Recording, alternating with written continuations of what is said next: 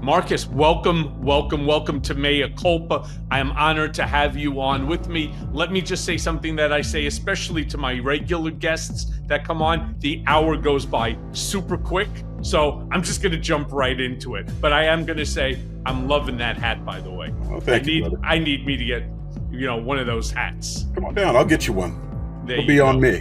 Come down to Georgia and hang out with me a little bit. 100%. I'll be down next week. All right. So, Marcus, question for you. Trump is going to meet or met privately with Vladimir Putin at, I don't know, sometimes he says Russia, other times he's saying it's in Alaska. Yeah. But they're keeping Ukrainian President Zelensky out of the room. Yeah. I'm confused. What signal does that send to NATO allies and every autocrat sizing up the West's resolve when you're willing to engage in a discussion, we'll call it a peace negotiation, but you're not inviting one of the two parties to the table? I mean, Michael, we've seen this before, brother. I mean, what is it, Helsinki 2016? Trump goes in and sides with Putin against our entire intelligence apparatus when Putin said, "Oh, I didn't have anything to do with the emails or anything or hacking, Clinton and putting all that out." And he's like, "Oh, I don't see why it would be him." So it's another one of those. He's shown us who he is time and time again. He's shown us that he'll bow down and kiss Putin's ring over our allies in NATO and our allies all over the world. I mean, it's him and Putin. He wants to be a dictator. He wants to do what Putin does. So, again, we've seen this time and time again, and I've said it before. When it comes to Trump up against Putin, I mean, it's like a 14-year-old dating a hooker. He's just outmatched. He doesn't have a chance. Doesn't stand a chance. I mean, it's to be fair though, Marcus, Putin, according to Trump, he said it very strongly. It was said very strongly, right? Yeah. I mean, Putin said strongly that he had nothing to do with any of it. He wasn't involved in any of it, and for whatever the reason may be. And look, I know Trump probably better than anybody, maybe other than himself. I don't know why he has decided to run with that narrative. I think it's a losing narrative. We all know who and what Putin is. We know what Putin is desiring, which is to reestablish the old Soviet Union with himself as the czar. I just don't get why Trump is falling for this. I mean, because he sees something there in that playbook that he likes. He likes that authoritarian strongman type thing, which is what he's trying to implement here. That's his, I mean, you know him better than I do, but I feel like that's his wet dream, to be a strong man here in the States and just hold power indefinitely. That's what I think. I mean, it's never going to happen because we're going to fight back tooth and nail. The people, we're going to stand up, and we're not going to allow that to happen. But I mean, what America are we living in now when we have the leader of the free world siding with dictators time and time again? It's crazy. I mean, it's crazy. But meanwhile, Putin has literally made a career out of extracting concessions from weak leaders. That's it. What possible guarantee or personal favor could Trump have gotten in exchange for that diplomatic slap in the face to Ukraine, which is such a hot button to so many members, including GOP members of his own party? What does he got on him? What does he got? Nothing. Nothing. Time and time again, I've asked this question. Is there some compromise that they have on Trump? What is it that he's looking to gain by siding with Putin? And we talk about the meeting in Alaska. How are you going to broker peace with only one side sitting at the table? That's not how you do it. I don't know. I mean, that's why I'm saying, what could Trump have gotten in exchange? Let me be clear about this. I know a lot of people turn around and say, well, Michael, you know all about the P tape and so on. Let me be clear. I would bet the kitchen sink, as I have all this time, there is no P tape. It doesn't exist. It didn't happen. That was just a lie.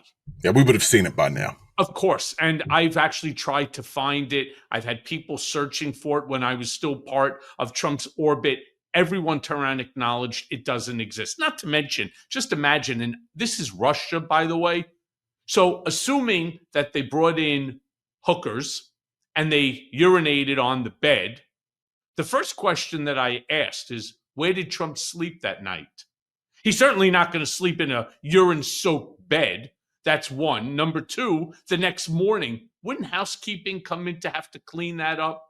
Don't you think they'd be on the phone with the Kremlin to say, hey, we got a urine soaked bed here in the presidential suite. What do we do with it? They'll be like, wait 1 second, we be over there in a minute. There's got to be something.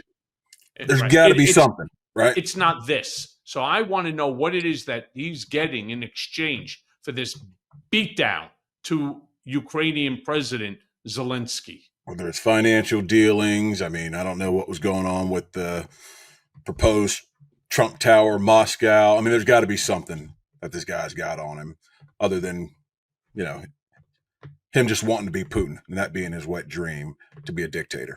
I also don't get. It's definitely not the Trump Tower Moscow, because that was my deal, and that deal fell apart even before the election, long time before. And it didn't have to do with Putin, other than that Putin was going to, have to bless the deal because anything. Yeah, but I don't know. Let me ask you this: is this meeting about weakening Ukraine's negotiating position on the battlefield? Or do you think it's about giving Putin a free hand to rewrite the map of Eastern Europe while America sits back, crosses its arms, and just looks the other way? He's trying to get as many concessions as he can. You can see the map that Russia draws. We want to take the Donbass and that entire eastern side of Ukraine. Come on. That would be a non-starter. I know it is a non-starter for Zelensky and the Ukrainian people to give up anything as far as changing their territory. He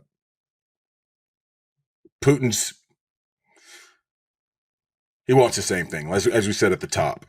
He wants to reestablish that old Soviet Union.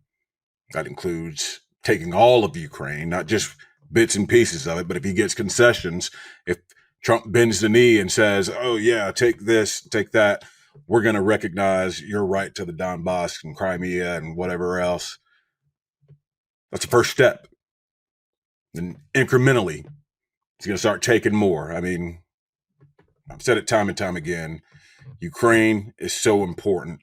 And we got to stand our ground here. Ukrainians have to stand their ground. We got to support them. You got Republicans pushing back on Trump and this idea of brokering the peace deal that he was supposed to broker on day one. Remember? Let's not forget that. Oh, I can get a deal on day one. Okay, we're in year 2. And where are we? Marcus, I got to tell you that the first question that I asked you is, what message is this sending to our NATO allies? And I've been very, very crystal clear. I understand. You can't be counted on. I understand the former Soviet Union, USSR. In fact, my wife's passport as a baby is from the USSR. She was not Russian. She wasn't Ukrainian. She was Soviet, just like everybody else. Well, because she was Jewish, her nationality was Jewish, not even Soviet. But putting all that aside, we know what this means to that bloc. Because after he would end up taking over Ukraine, what's next?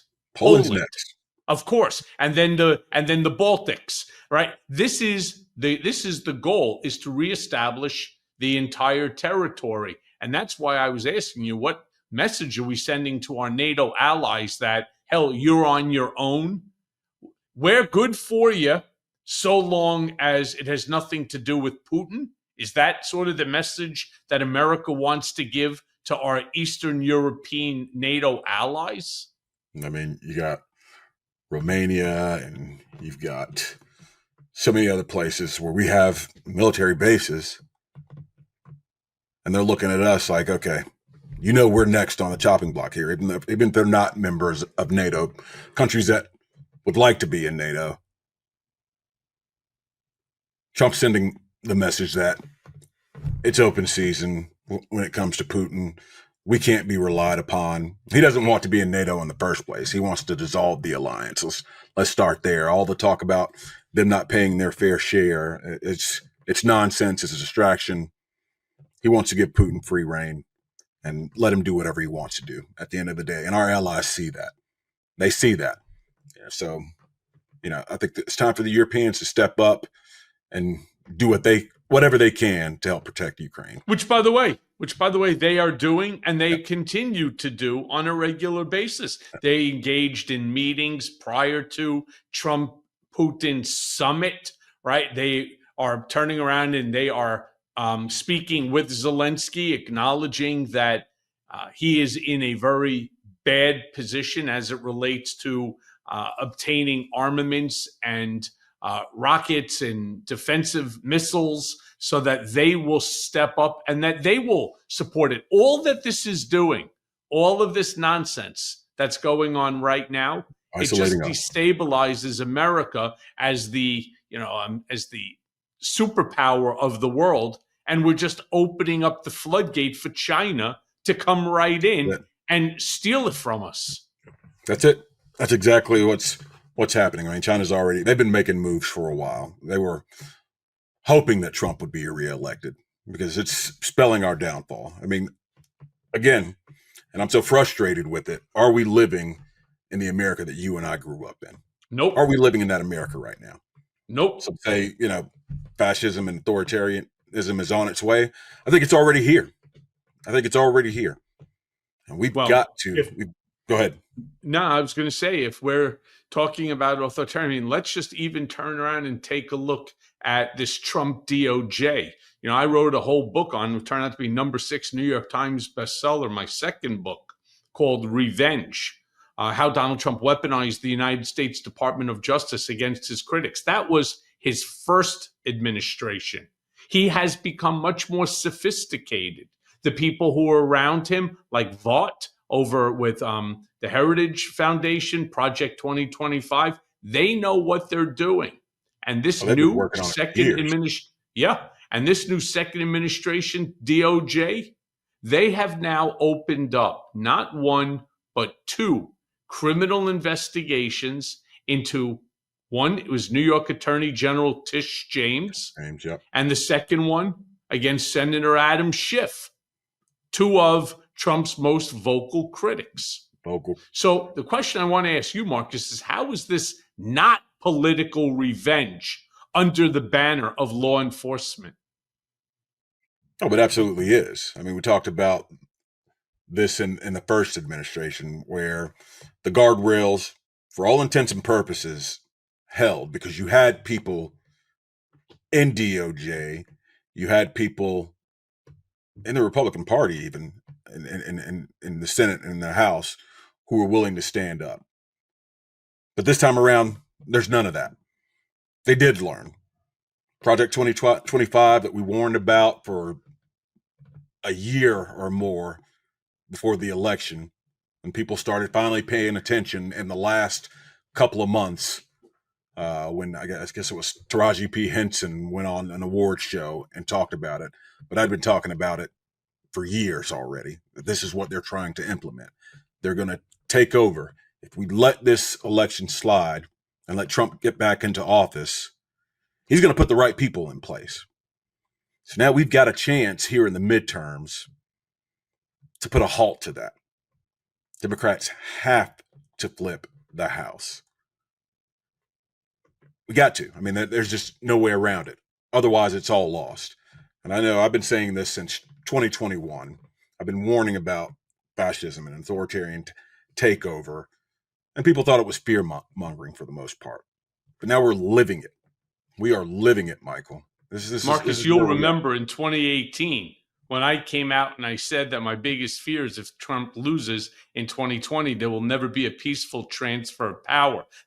Those words came out of my mouth at the House Oversight Committee, one of my 7 committee hearings that I had to sit before. But this is different. A lot of people are like, well, this time it's different. Well, it's not different. When I was incarcerated, not once but twice, including the second time when I was incarcerated because I refused to sign a counterfeit document that prohibited me from publishing my first book, Disloyal, which was #1 on the New York Times bestseller for a month, right? They threw me back in jail. Now, that's right out of Putin's playbook, right? He did that to Navalny. They've done that to journalists for many, many years. You were one of the first, but you weren't the last. And well, I was hoping that I would be the last. Unfortunately, you're right. I'm not. And what we're seeing right now, and my prediction, I was on MSNBC, my prediction, both Tish James and Adam Schiff will both suffer repercussions and accountability under this DOJ. That's my prediction. Rest assured, I know for a fact I'm right. But what I hope happens out of that, if that to happen, heaven forbid, like I said, they went after you hard. They went after you hard. They're going after other people just as hard. So when you start seeing some of these elected officials carried away in handcuffs, is that going to be a wake-up call to the MAGAs who were all about law and order and draining the swamp and not going after your political enemies? Yeah. What's going to happen when you start seeing senators, attorneys general that don't agree with this president, who are trying to uphold law, but they're going after him simply for his revenge? Well, you do know that his revenge on you, and you spoke out, man. Yes, great. Yes, guys, but MAGA wants this. MAGA eats this up, right? And yes, there are Republicans that will turn around and say, whoa, really? Against the attorney general, against the senator, and so on. But they're doing it under the guise that they broke the law, that they committed mortgage fraud. All right. If it was you who had committed those crimes, this is going to be their argument. Rest assured. I know what I'm talking about, because sadly, I actually helped write this playbook. They're going to turn around and say, Marcus Flowers, if this hypothetically was you and you committed this mortgage fraud, your ass would already be in jail. All right, plain and simple. So they need to be held accountable too, under the same guise that any other American citizen would. So therefore, we are the law and order party. We're just saying that just because you are a senator or you are an elected attorney general doesn't mean you get to break the law. And that's what our DOJ is promising you, the American people. Equal justice for all. Spinning like a top. Exactly. Like a top. I mean, it's ridiculous, but I want people to wake up and start realizing what's going on over here. It's a full-blown takeover. I mean, I think we're already there. It's not coming. It's already here. And when you start seeing those elected officials taken out in handcuffs, with Trump, who took classified documents, took them to Mar-a-Lago. Not only did he do that, because that could have been corrected easily, just hand them back over. But then he obstructed justice and hid them. And then he had the Supreme Court, this activist Supreme Court, this MAGA Supreme Court, say, he's a president. He was coloring inside the lines of his presidency. He can do that. You can't convict him. I mean, they dragged their feet a whole lot so that it could run out the clock first, and then made that bogus call. So yeah. So look, if the Justice Department becomes a personal hit squad for the president, I feel like it already is. Okay. So what does it then say about the checks and balances our founding fathers designed? Where is that? Well, I can't remember who said it, was Madison, but it depends on the people. It's all about the people who head those departments, those department heads, those secretaries, those people in government being people of good moral character, who will, as we all took the oath, I took the oath over 30 years ago, when I swore to support and defend the Constitution. That's on the people. And if you don't have the people there who are willing to support and defend the Constitution and maintain our institutions, then what do we have? What do we have? We're just as corrupt as the worst corrupt countries there are out there. It all depends on the people, which is why Trump has surrounded himself and all of those department heads. When you look at the DOJ, Pam Bondi, Kash Patel, Dan Bongino, these are all Trump sycophants. They're going to do what he wants. I'm sure they all took a loyalty test, not to the Constitution, not the oath that we all took. I swear to support, uphold, defend the Constitution. No, I swear to do whatever Trump tells me to do. So we've got the wrong people in there now. Well, the right people for Trump, the wrong people for America. Servants.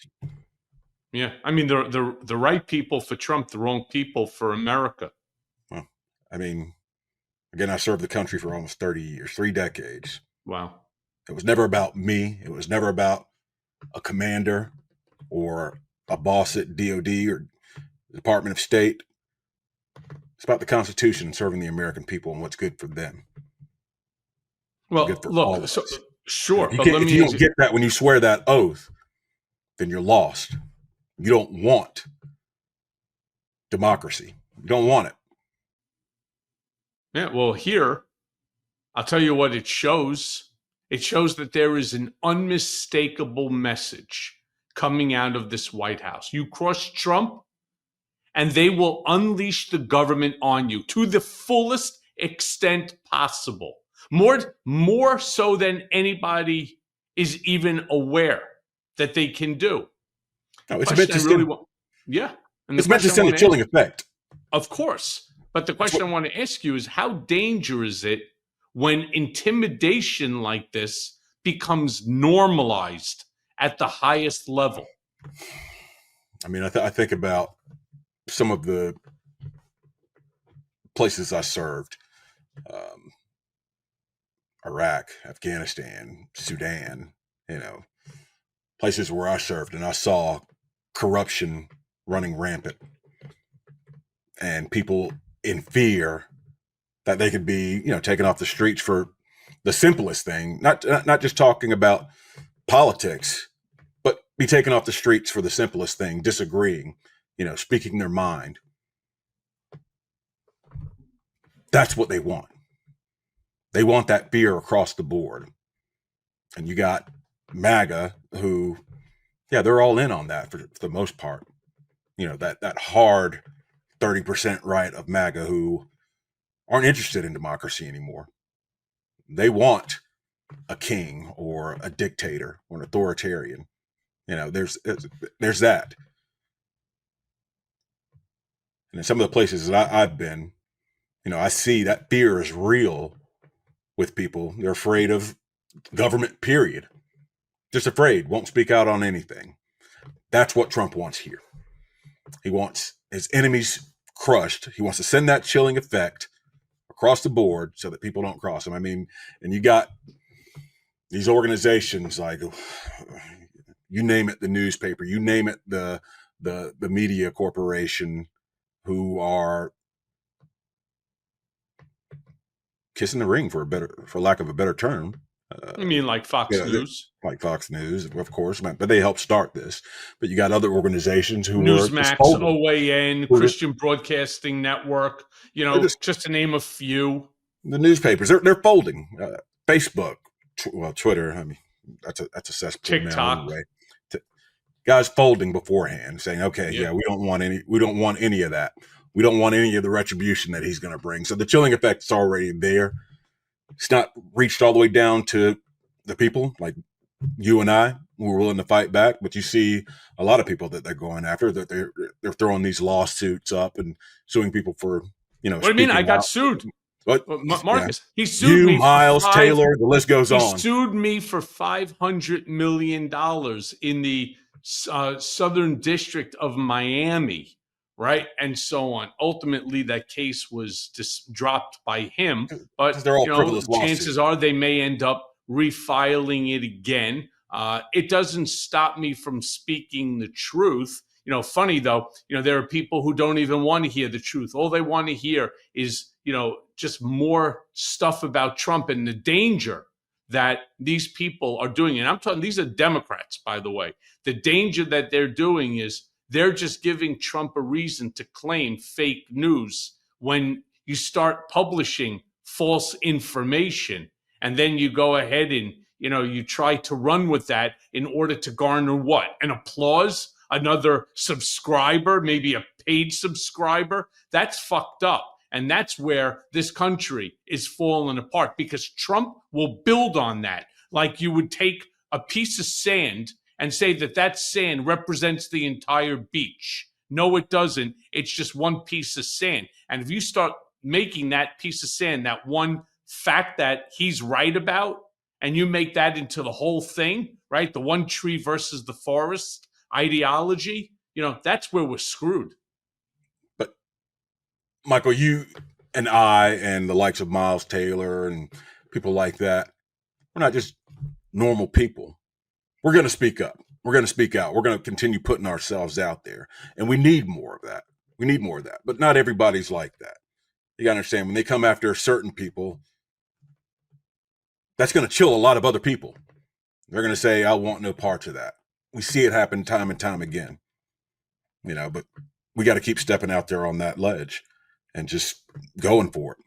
Got to continue to speak truth to power. Don't let these frivolous lawsuits, these threats of lawsuits. I mean, we know Trump is the most litigious president ever, and it's all bullshit lawsuits. I mean, how many bullshit lawsuits has he filed? I don't know. The guy's been winning one after the other. He took ABC for 17 million, 26 million from CBS. I understand. Harvard, paid him. Now Yale, or not Yale, Columbia paid him. Now UCLA is in the chopping block. I mean, he's for $1 billion. I mean, they are all folding because they're not worried about the First Amendment. They're not worried about the things that protect you and me. That's right. They're worried about their bottom line to their shareholders. Yeah. Bottom line. And what does that tell the average Joe? What does that tell the average Joe? Yeah. That's why I say, what America are we living in right now? Are we still in a democracy at this point in time? This thing that I've been talking about since I ran against Marjorie Taylor Greene back in 2021, when I resigned my post as a government official on January 7th, 2021, to run against this, because I saw it coming. I saw the dangerous rhetoric out there. I saw what it was leading to. Alarm bells were flashing bright red to me, but it's because of the world that I come from. I come from our intelligence community. I've served this country in 2 different war zones, 3 actually, but 6 years in Iraq, 4 years in Afghanistan. And I know what that playbook looks like. And I saw it coming way off. Not enough people did. Yeah, there were several people out there who were, screaming it from the top of their lungs, but they weren't getting the play. And the media was talking about other things that aren't really that important when you look at the big picture. And now I think we're there. And we got to turn this around. So if you're listening to me, big corporations, stop fucking folding. Yeah. You're sending we're seeing the exact wrong message. And we're seeing it every single day. Push back. Yeah. Do like Michael. Keep pushing back. So look, talk about pushing back. Trump literally just stripped the District of Columbia of control over its own police force, putting it directly now under federal authority. Question I want to ask you is, somebody that understands law enforcement, military, how does that reshape the power dynamic between Congress, the mayor of DC, and the White House?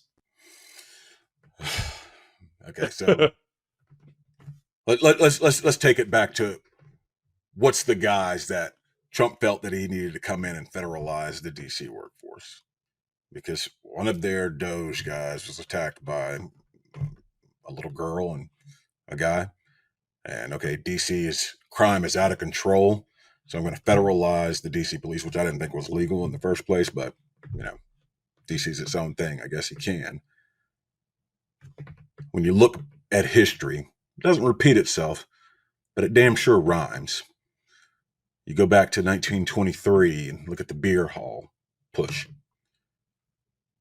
You start seeing those similarities of what's happening now versus what was happening in 1920 in the early 1930s in Germany.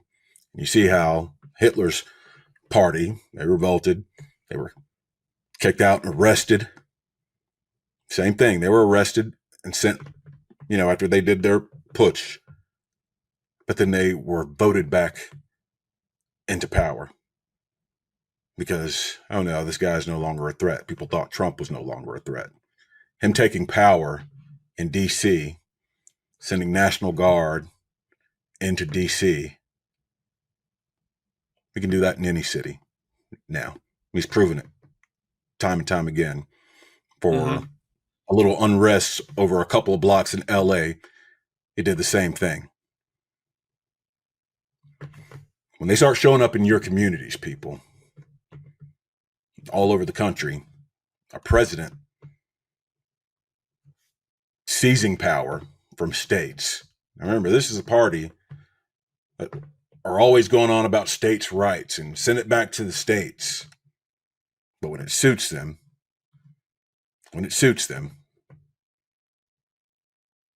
they take power and do what they want. This administration, we're living in a scary time right now, guys. Again, I keep bringing this up. What America are we living in right now? We're damn sure not living in the America that I grew up in. Yep. It's not. We're damn sure not living in the America you grew up in. We're living in something completely different. Where we're having these conversations every day, and the media wants to focus on other things or gloss over it. These are serious times, and people need to wake up and start paying attention. Your rights are being trampled on. They're being trampled on. They're being taken away slowly, methodically, every day. With every little push, or he's eroding those guardrails. He's got the people in power to do it. He's got. You know how I see this, Marcus? You know how I see this? I see this federal takeover as very similar to like what they did to me with the unconstitutional remand back to prison. It's a test run. It's a test run for this White House to take control over police forces in other blue cities under the guise of national security. And I don't know why. Well, look, I don't expect the mainstream, lamestream cable news media to say the things that you and I are willing to say here on my podcast or on others.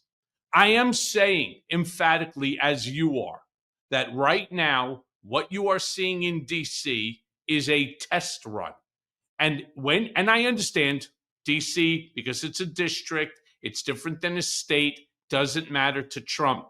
District, state, schmate, fate, blate, these are all rhyming words that mean nothing to the guy. Zero. This White House is looking every day to figure out how to seize control, like they did with bringing in the National Guard and then the Marines to LA in blue cities, all under the guise of, thank goodness for our wonderful Supreme Court of the United States, you cannot be charged, Mr. President, under the immunities clause if it has to do with national security. I don't disagree with you at all, brother. I think we're saying the same thing. You ever stand in front of a mirror midsummer, wondering when your face started looking like a used gym towel and your energy vanished? I don't kind of like classified documents at Mar-a-Lago. Yeah, been there. So let me save you from your next dumb cleanse or your crash diet. This is called Prolon, and it's the only 5-day fasting mimicking program that actually delivers. There's no starving, there's no shady powders, no praying to the kale gods, just real plant-based meals, soups, snacks, teas, all designed to keep you in a fasting state while you're still eating.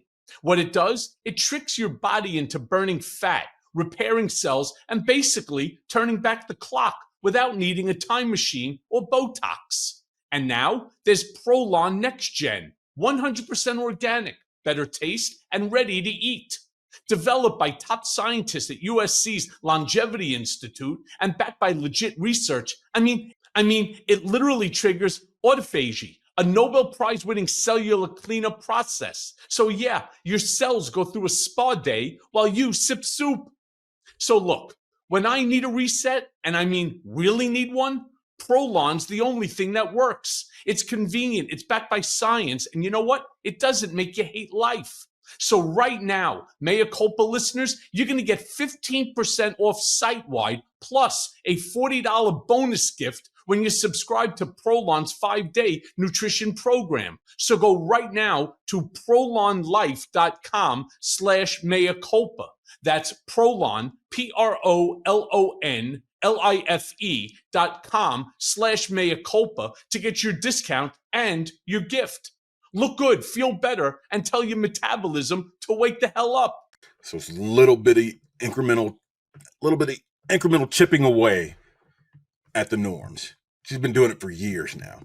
I mean, again, a lot of people have tuned this out. Like you said, LA, well, let's send the National Guard in there. Let's send some Marines to quash this insurrection that's going on in LA, which, was a couple of people who were protesting these wild ass immigration raids that are going on out there. It's, people using their rights to go out and protest something that they disagree on. Peacefully protest for the most part. Yeah. The media focused on, I think, one cop car being stomped on and whatever. That was, for the most part, they were peaceful protests. And we got Marines who are probably some who are still there spending taxpayer money for nothing, who are probably still deployed in LA, just sitting around wasting taxpayer dollars. But I digress.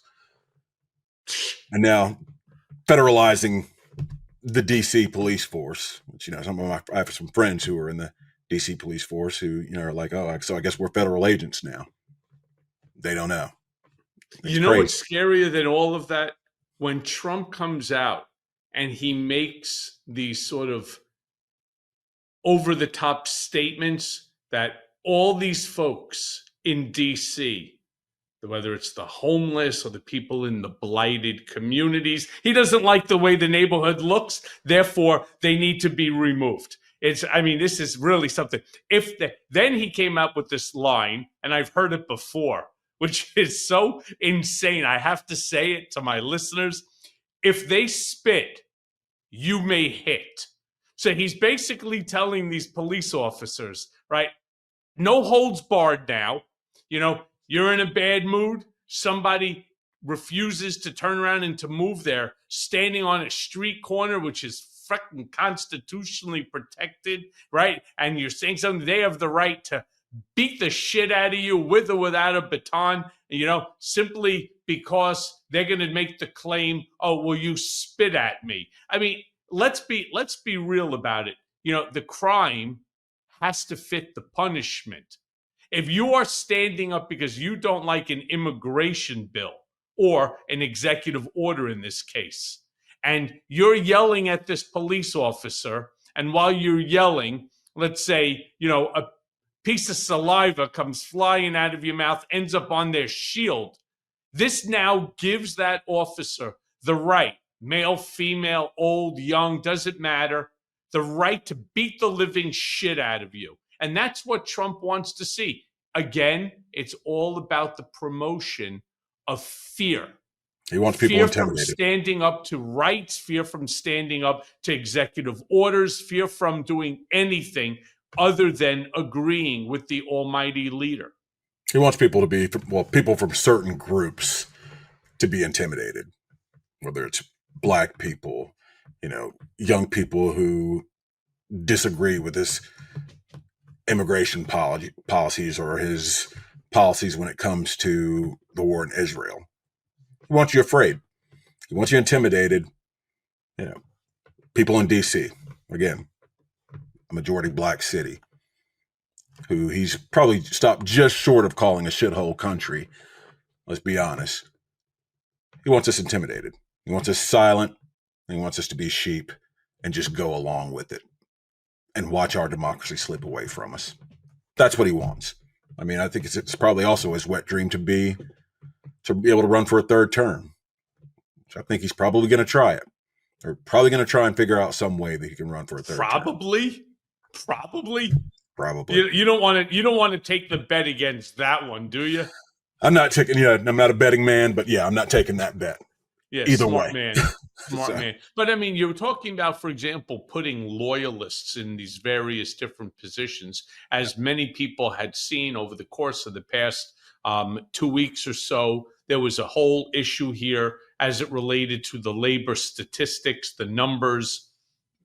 When in June and July, the numbers had come out and they were relatively favorable to the job market, Trump, Besant, Lutnick, the whole crew of them came out and they were like, go team, right? It was almost like the Avengers, right? Yay, team. All right, take the day off. We did great. Then all of a sudden, Then those numbers get readjusted. It turns out in the month of June, it wasn't 170,000 jobs that was created. It was 14,000. In July, the allegation was that it went from 175,000 jobs created to a mere 17,000. Well, I think they had a total of 73,000, right? No, I think it was much less than that. I think it was something like 33 or 43, something like that. My point being, though, just as soon as he gets the chance, he fires the person from the Labor Statistic Board. And he appoints a loyalist, Antony, this young guy, loyal economist, who has a history of pushing these rosy numbers that legitimately just don't square with reality. And he is now going to be the head of the Bureau of Labor Statistics. I think it's very fair for you and I, Marcus, to say that this is not about tracking the truth or manufacturing. I mean, this is about manufacturing a narrative that fits. Because here's the funny thing. If hypothetically this guy, Antony, was the head of the labor statistics, and the information came to the president that said, Mr. President, with all due respect, I got to be honest with you, the guy who preceded me, I started going through the numbers. They're fucked up. They're bullshit. They're really wrong. Tell me how wrong they are. Oh, my God, they're wrong. You can't even begin to imagine, right? What was supposed to be 145,000 jobs created was really 14. What? Yeah, 145 to 14. And the next month, 175. You guys were touting 175. It's really 17. Bury it. He'll tell them to bury it. The American people don't need to know. It doesn't make a difference. What's the difference of 180,000 jobs, right, over a 2-month period and so on, over the course of our entire labor force of, say, 200 plus million people? It's like a pimple on a cow's ass. Doesn't mean anything.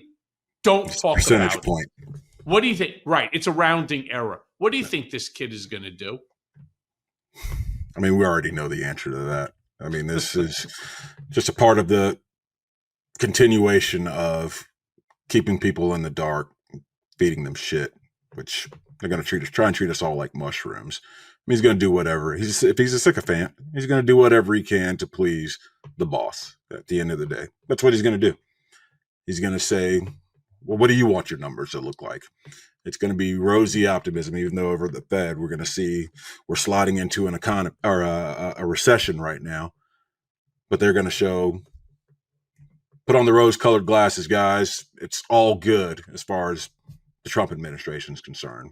So, yeah, we're never going to get the truth out of this guy. Yeah. Forget about it.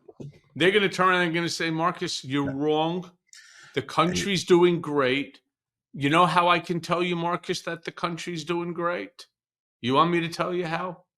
Elon just bought another yacht for another $500 million. There's a guy in Palm Beach, Ken Griffin. God bless him. He's not. I happen to like the guy. I admire him. He's an incredible financier, building a $1 billion home.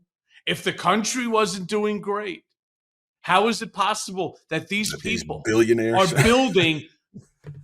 Someone just bought another Falcon 10X and another 6 Boeing jets and planes and so on, and trains and automobiles and all that stuff, right? So how is it possible that our country isn't doing great? Just look at how great we're doing, right? That's the sort of stuff that you're going to start to. Meanwhile, the average person, they're struggling. rationing. Well, right, they're figuring, do I buy bread or my insulin?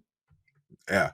How do I pay this rent or pay this mortgage, and try and send my kid to college? How do I put gas in my car to get to a job that's, I gotta have to survive, to keep a roof over our head, but damn it, this gas is expensive.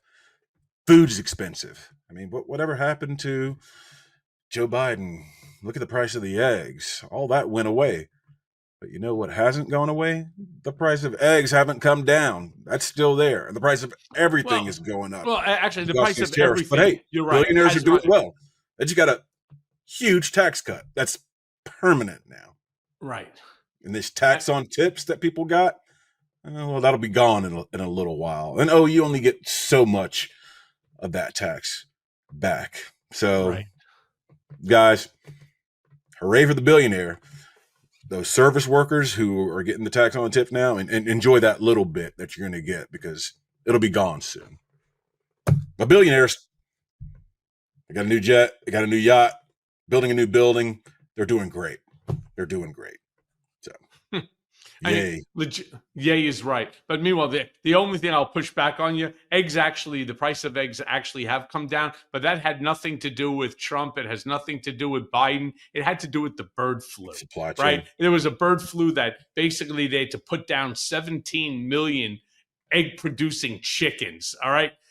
So, now when I go to the grocery store, that bill feels a little bit higher than sure, because the price of everything is higher now, from your clothing to, your tools. Everything is higher.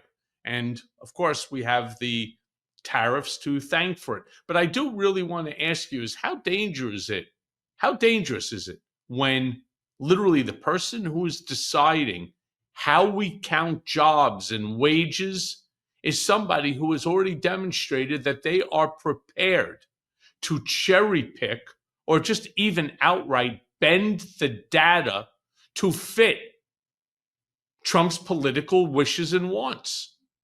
It means you can't rely on anything anymore. Yeah, you can't. If everything is false, you can't believe anything. Tune out. It's just more of that. And that's what people are going to do. They're going to say, all right, these job numbers, it's all bullshit anyway. Why even pay attention? Who cares what they're talking about? Unemployment. It's not going down.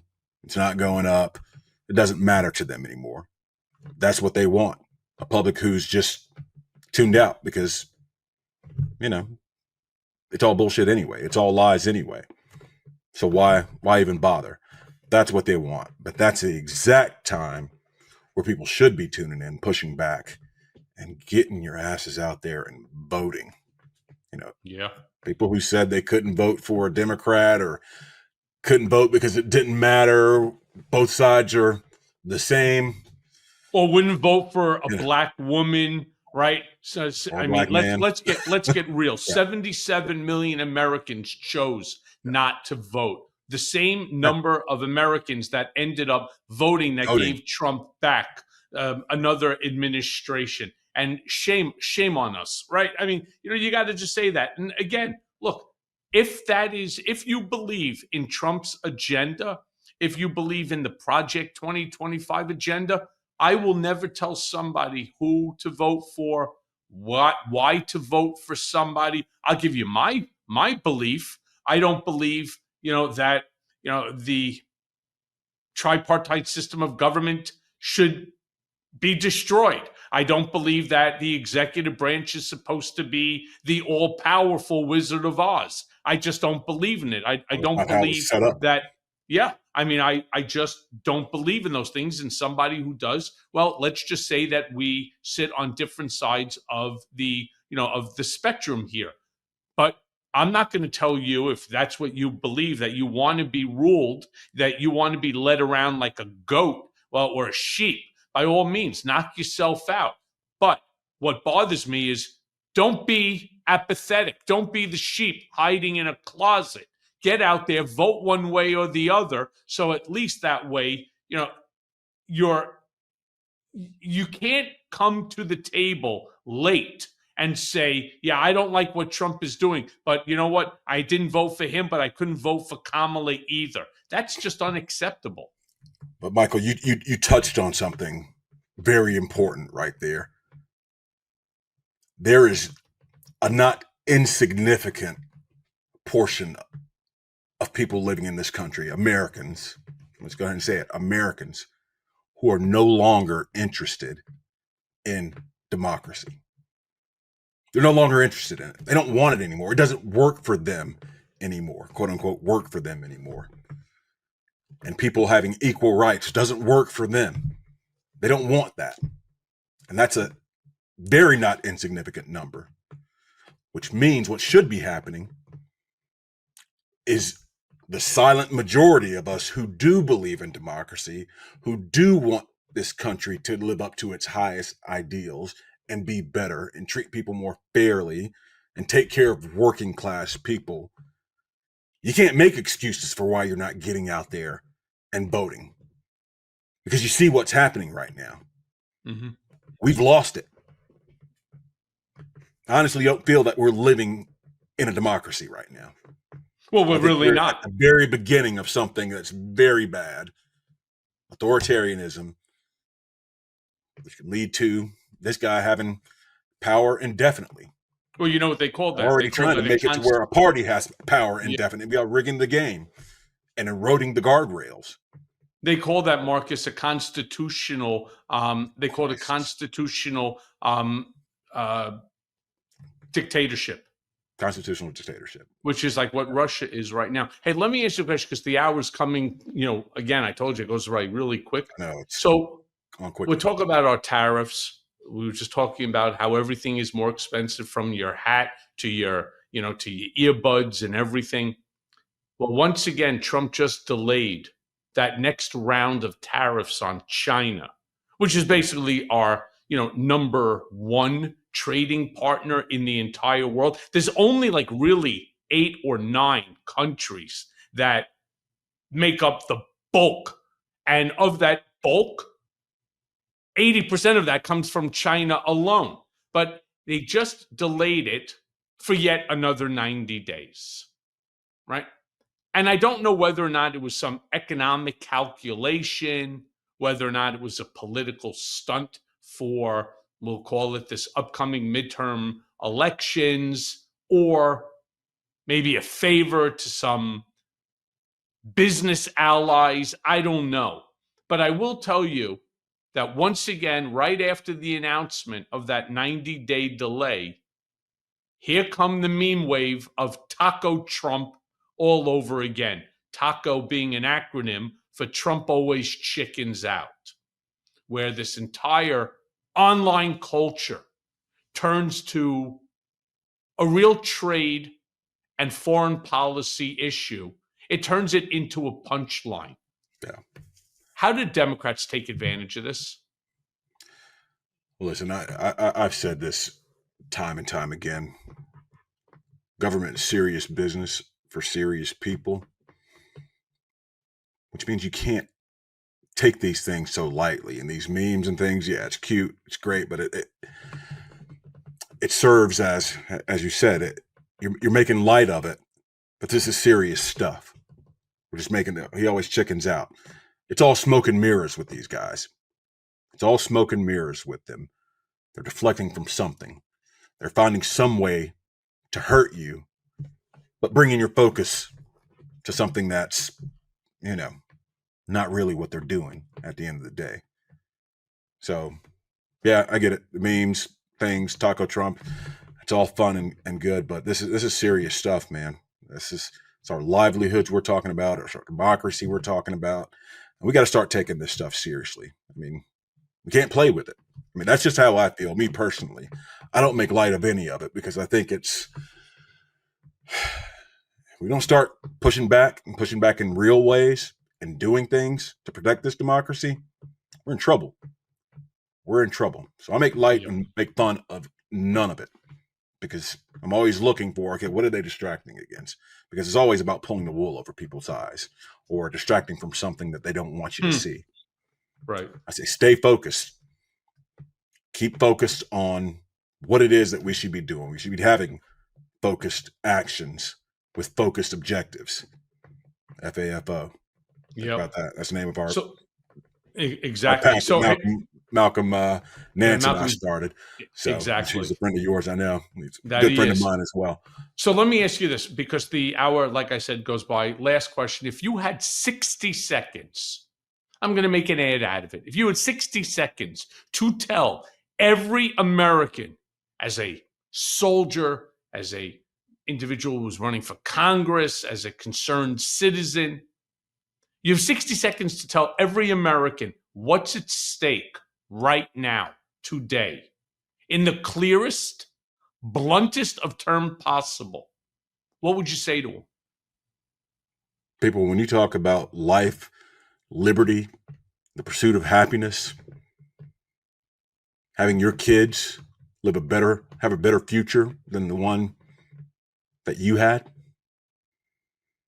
you're not going to have that in Trump's America.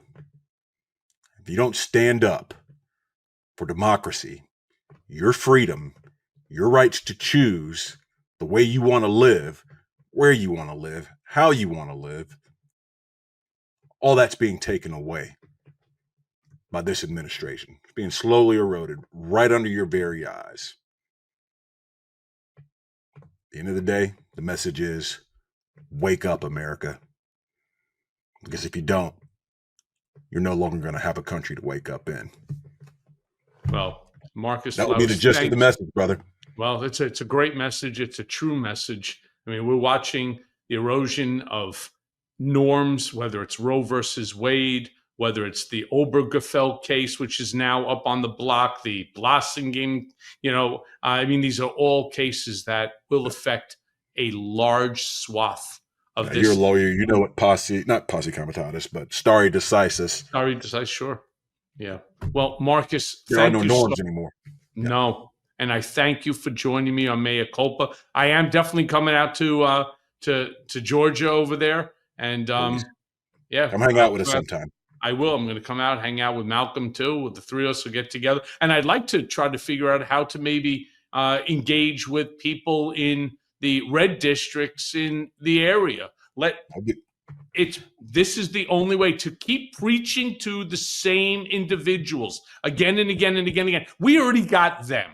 I got my 1 million subscribers. I got my 1 million followers on my social media platform. But I'll bet 90 to 1 that 9 out of 10 of my followers are the same as your followers, but we're only preaching to the same. And that's the mistake. We need to expand. We need to get out there. We need to explain to the MAGA. We need to explain to the independent. We need to explain to the Republican that what's happening right now is not benefiting you. And Absolutely. Just stay on tariffs. That's all I need to stay on. Just talk about tariffs. Talk about bottom line kitchen table issues. Right. With people. I live in rural Northwest Georgia, and when I ran against Marjorie Taylor Greene, I knocked 70,000 doors in this district. We moved this district 10 points.